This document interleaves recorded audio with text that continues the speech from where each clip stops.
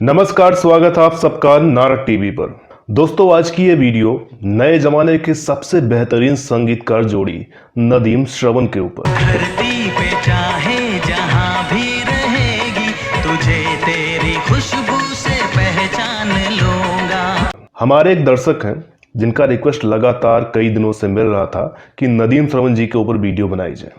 उन्होंने हमारे लगभग सभी वीडियोस पर जाकर कमेंट किया, तो हमने भी सोचा क्यों ना आज उनकी फरमाइश पूरी कर दी जाए। हालांकि इस बीच मेरी तबीयत खराब होने की वजह से स्टोरी को तैयार करने में हमें लगभग एक सप्ताह का टाइम लग गया। फिर भी हम आप सभी के फरमाइशों को पूरा करने की पूरी कोशिश करते हैं, क्योंकि ये चैनल आपका है, नारद टीवी का परिवार आपका है। आप सबका प्यार जो लगातार हमें मिल रहा है, उससे और ज्यादा मेहनत करने का बल मिलता है। नदीम श्रवण जी की कहानी शुरू करने से पहले मैं आपको ये बताना चाहूंगा कि नदीम जी के जीवन में काफी कंट्रोवर्सी रही और उससे संबंधित बहुत सारी बातें हमने इस वीडियो में शामिल की हैं, जो कि हमने विभिन्न मीडिया रिपोर्ट्स के आधार पर तैयार की हैं। अगर आपको इस वीडियो में कुछ भी बुरा लगे तो आप अपने सुझाव, गुस्से, गालियां कमेंट में जाकर जाहिर कर सकते हैं, आपको पूरा अधिकार है। तो आइए शुरू करते हैं आज की ये वीडियो।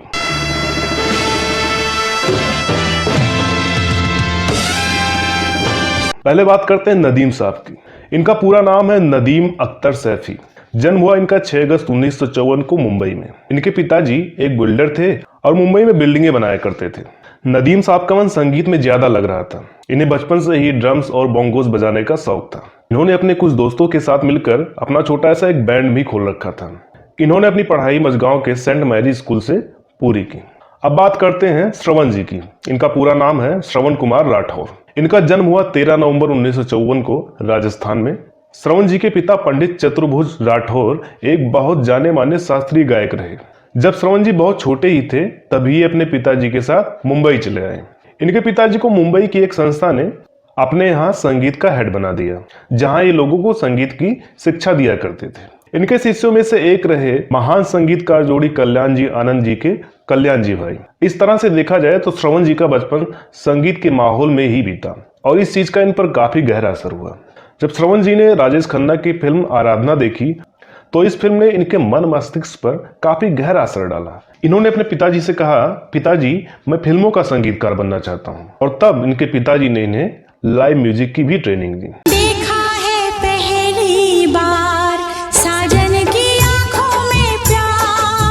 श्रवण जी इतने प्रतिभाशाली हैं, ये बचपन से ही कई म्यूजिक इंस्ट्रूमेंट बजा लिया करते थे, जैसे सितार, हारमोनियम, गिटार, तबला आदि। हम आपको बता दें कि बॉलीवुड के दो बहुत ही प्रतिभाशाली गायक रूप कुमार राठौर और विनोद राठौर इनके भाई हैं। अब आपको बताते हैं वो किस्सा जब नदीम और श्रवण की मुलाकात पहली बार हुई।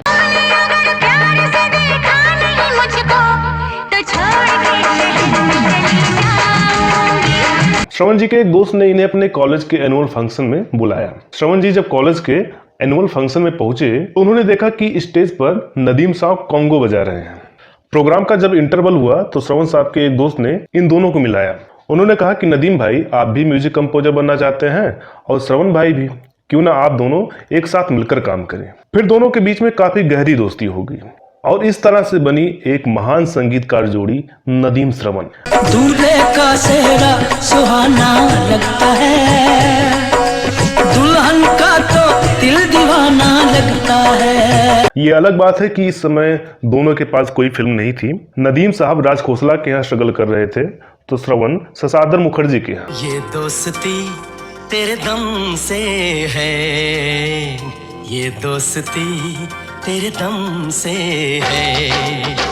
वो साल था 1975 और श्रवण साहब के पिताजी के दोस्त बच्चू भाई एक भोजपुरी फिल्म बना रहे थे जिसका नाम था दंगल, और इस फिल्म का म्यूजिक देने के लिए उन्होंने नदीम श्रवण को मौका दिया।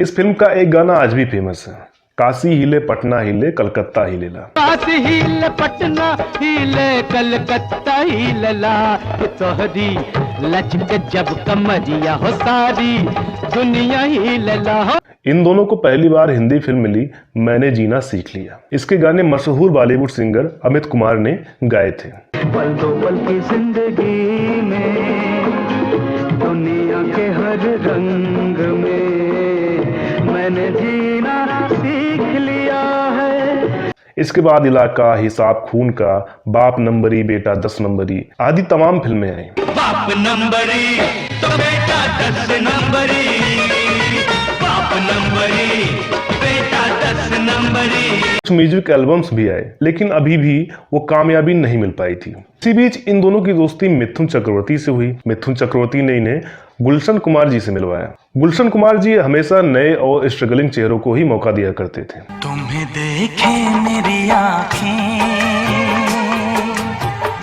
इसमें क्या मेरी खता है। नदीम श्रवण मिलकर एक म्यूजिक एल्बम की तैयारी कर रहे थे और उसके गाने समीर साहब लिख रहे थे। जब म्यूजिक बनकर सामने आई तो लोगों को काफी पसंद आया और महेश भट्ट ने इन गानों को लेकर एक फिल्म बनाने की इच्छा जाहिर की और इस तरह से फिल्म बनी आशिकी। मैं दुनिया भुला दूंगा तेरी चाहत में। फिल्म आशिकी ने नदीम श्रवण के लिए रातों रात स्टारडम की नई इबारत लिखी। कुमार सानू और अनुराधा पौडवाल की आवाज हर तरफ गूंजने लगी। समीर की लेखनी को सबने सराहा। अनु अग्रवाल और राहुल रॉय नए पोस्टर गर्ल और पोस्टर बॉय बन गए। कुल मिलाकर इस फिल्म ने इंडस्ट्री को कई अनमोल नगीने दिए। उसके बाद इन्होंने एक से बढ़कर एक गाने दिए।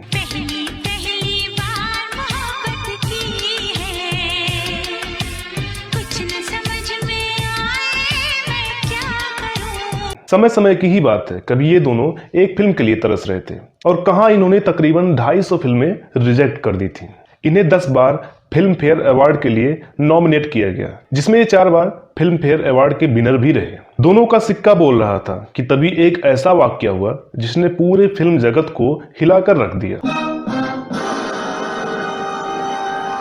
गुलशन कुमार की मर्डर में नदीम का भी नाम जुड़ा। तो आइए इस बात को थोड़ा गहराई से जानते हैं। जैसा कि मैंने आपको पहले ही बताया था कि गुलशन कुमार जी हमेशा नए चेहरों को ही प्रमोट किया करते थे। नदीम श्रवण का नाम जब शोहरत की बुलंदियां छूने लगा तो गुलशन साहब ने इन दोनों की तरफ ज्यादा ध्यान देना बंद कर दिया। इसी बीच नदीम ने एक म्यूजिक एल्बम हाय जिंदगी निकाला। इसके गाने नदीम ने खुद गाए थे। तुमसे मिला था कॉलेज में, अब भी मुझे याद है। गुलशन कुमार जी ने इन गानों को प्रमोट नहीं किया और धीरे धीरे इन दोनों से किनारा करने लगे। क्योंकि उस समय इंडियन म्यूजिक इंडस्ट्री पर करीब 65% हिस्से पर टी सीरीज का कब्जा था। गुलशन कुमार ने नदीम के गानों को प्रमोट नहीं किया तो ये एल्बम फ्लॉप हो गई। आगे और भी ऐसी बातें हुई तो गुलशन कुमार ने इनके म्यूजिक का राइट्स लेना भी बंद कर दिया और ये सारी बातें नदीम को कांटे की तरह चुभ रही थी। ऐसा कहा जाता है कि नदीम का संबंध उस समय अंडरवर्ल्ड की डी कंपनी और अबू सलेम से चल रहा था। जब अंडरवर्ल्ड और गुलशन कुमार के बीच रंगदारी को लेकर तकरार हुई तो अबू सलेम ने गुलशन कुमार को फोन पर इस बात के लिए भी धमकाया कि आप नदीम को प्रमोट क्यों नहीं कर रहे हैं। ये सब बयान गुलशन कुमार के भाई किशन कुमार ने कोर्ट में दिया था। इसलिए आप लोगों से निवेदन है कि आप बाद में हमारे ऊपर तोहमत मत लगाइएगा, क्योंकि ये सारी बातें हमने मीडिया रिपोर्ट से इस वीडियो में इंक्लूड की हैं। और ये बात तब और ज्यादा पक्की हो गई जब नदीम इंडिया छोड़कर लंदन चले गए। गुलशन कुमार मर्डर केस में 19 लोग नामजद हुए, लेकिन सबूत के अभाव में सिर्फ एक को सजा हुई। सबूत के अभाव में ही यूके गवर्नमेंट ने नदीम को इंडिया को सौंपने से इनकार कर दिया।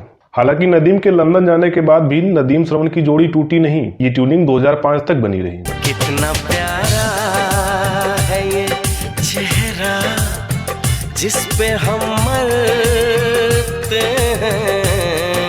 इस बीच तुमसे अच्छा कौन है, दिल है तुम्हारा, अंदाज, बरसात, हंगामा आदि फिल्मों के बेहतरीन गीत सामने आए। नदीम को यूके की नागरिकता मिल गई और इन्होंने दुबई में अपना परफ्यूम का बिजनेस भी खोल लिया। नदीम श्रवण ने साथ साथ अंतिम जिस फिल्म में म्यूजिक दिया था उसका नाम था दोस्ती। ये दोस्ती तेरे दम से है, ये दोस्ती तेरे दम से है। श्रवण साहब के 2 बेटे संजीव दर्शन भी म्यूजिक कंपोजर हैं। कहा जाता है कि नदीम श्रवण का नाम जितनी तेजी से आगे बढ़ा था उतनी ही तेजी से इसका पतन भी हुआ। खैर कुछ भी हो, इन दोनों की कमी फिल्म जगत को हमेशा खलेगी। इस कहानी से एक सीख ये मिलती है कि सफलता पाने के लिए कभी भी शॉर्टकट नहीं अपनाना चाहिए। मेहनत ही एक ऐसा हथियार है जिसका इस्तेमाल करके हम आगे बढ़ सकते हैं। जीवन में अगर कभी असफलता भी मिलने लगे तो भी घबरा कर सच्चाई और मेहनत का दामन कभी नहीं छोड़ना चाहिए। तो दोस्तों, ये वीडियो आपको कैसी लगी कमेंट करके जरूर बताइएगा। वीडियो अगर आपको अच्छी लगी हो तो प्लीज इसे लाइक करें, वीडियो को शेयर करें और लोगों तक पहुंचाएं। चैनल को सब्सक्राइब अभी तक ना किया हुआ हो तो प्लीज इसे सब्सक्राइब करें। हम इसी तरह के वीडियोज और ढेर सारी कहानियां आपके लिए लेकर आते रहेंगे। तो मिलते हैं अगले वीडियो में एक नई कहानी के साथ। तब तक के लिए नमस्कार।